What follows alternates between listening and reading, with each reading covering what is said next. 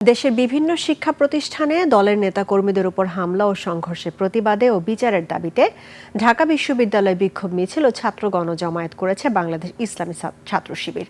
কেন্দ্রীয় শহীদ মিনার থেকে সংগঠনটির নেতাকর্মীরা বিক্ষোভ মিছিল বের করেন। মিছিলটি ঢাকা বিশ্ববিদ্যালয় ক্যাম্পাস প্রদক্ষিণ করে টিএসসির রাজু ভাস্কর্যের পাদদেশে এসে সমাবেশ হয়। এ সময় বক্তারা অভিযোগ করেন, দেশের বিভিন্ন শিক্ষা প্রতিষ্ঠানে ছাত্র দলের নেতাকর্মীরা ক্যাম্পাসের পরিবেশ অস্থিতিশীল করার চেষ্টা করছে। পতিত সরকার যে পথে হেঁটেছিল, বর্তমান সরকারও সেই পথেই হাঁটছে। হামলায় জড়িতদের দ্রুত আইনের আওতায় এনে দৃষ্টান্তমূলক শাস্তির দাবি জানান বক্তারা। আমরা বেঁচে থাকতে আবু সাঈদের উত্তরসূরিরা, শহীদ আলী রায়হানের উত্তরসূরিরা বেঁচে থাকতে ক্যাম্পাসগুলোতে আর এই গণরুম গ্যাসরুম সন্ত্রাসের রাজনীতি আমরা ফিরতে দেব না ইনশাআল্লাহ। একটা হল তো দূরের কথা, একটা সিটও আপনাদেরকে দখল করতে দেওয়া হবে না।